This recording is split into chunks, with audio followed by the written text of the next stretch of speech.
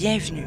Ce soir, apprenons et découvrons ensemble dans En apprendre pour son temps.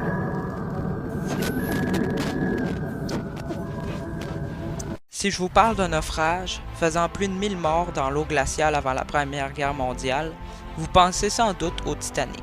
Mais c'est pas de ça que je veux vous parler aujourd'hui. Je vais plutôt vous parler d'un naufrage qui a eu lieu près de chez nous, dans le fleuve Saint-Laurent. Équivalente aux tragédies du Titanic et du Lusitania, celle-ci fut cependant éclipsée 2 mois plus tard par l'assassinat de François Ferdinand, élément déclencheur de la Première Guerre mondiale. Mais replongeons-nous dans cette histoire peu connue qui fit plus de morts que le Titanic. 28 mai 1914. Il est 16h30. L'Empress d'Irlande quitte le port de Québec en direction de Liverpool en Angleterre pour sa 192e traversée de l'Atlantique.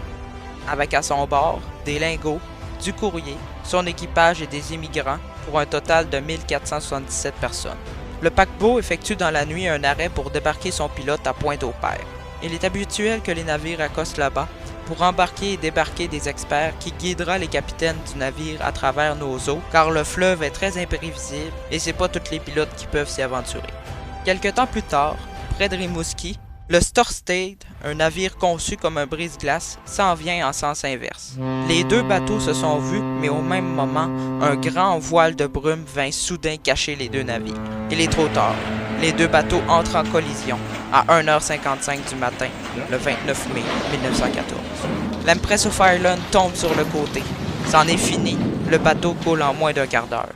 Le Storstad, lui, s'en tire avec quelques éraflures et fut remis en fonction après l'accident. Pour ce qui est de l'Empress of Ireland, il est toujours au fond de nos eaux, ayant emporté avec lui 69% des personnes à son bord, soit 1012 victimes, comprenant des femmes et des enfants en très grand nombre. Une expédition du scaphandrier survient un peu plus tard pour aller récupérer des lingots et d'autres choses importantes. Au cours de cette mission, un plongeur perdit la vie, le bateau faisant une victime de plus. Si vous voulez le savoir, au contraire du Titanic, il y avait assez de canaux pour sauver tout le monde. Seulement, dès la collision, le bateau perda ses moteurs, ce qui coupa l'électricité, et ceux dans la cale du navire se sont retrouvés au piège, dans le noir, en panique, avec l'eau qui montait. De plus, le Titanic coula en 2 heures, tandis que l'Empress of Ireland en seulement 15 minutes. C'est ça qui a été fatal.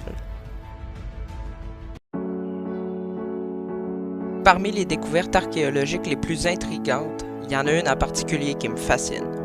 Découverte en 1901 dans une galère romaine au large des îles grecques, la machine d'Anticythère est surnommée le plus vieil ordinateur du monde. Daté d'avant Jésus-Christ, ce mécanisme en bronze, rempli d'engrenages comptant plus de 82 fragments différents, est un véritable puzzle pour les scientifiques. C'est grâce à plusieurs experts en tout genre et entre autres au rayon X que nous avons pu découvrir toute la complexité de la machine d'Anticythère. Il s'agirait d'un astrolabe pouvant calculer la position de la Lune et du Soleil en fonction des journées, prédire les éclipses, déterminer le cycle de certaines planètes et déterminer la position des étoiles pour chaque signe astrologique pendant plusieurs années futures. Tout ça à l'aide d'une seule manivelle pour donner les résultats sur 3 cadrans circulaires différents. Ce qui est le plus fascinant dans cet objet n'est pas son fonctionnement en tant que tel, mais plutôt la complexité du mécanisme. Il est certain que c'est un grand savant qui a inventé cette machine, mais parmi les inscriptions que nous avons pu déchiffrer sur le mécanisme, aucun nous indique qui est l'inventeur et ce qu'il voulait prouver. Tout ça reste encore à ce jour un mystère à découvrir.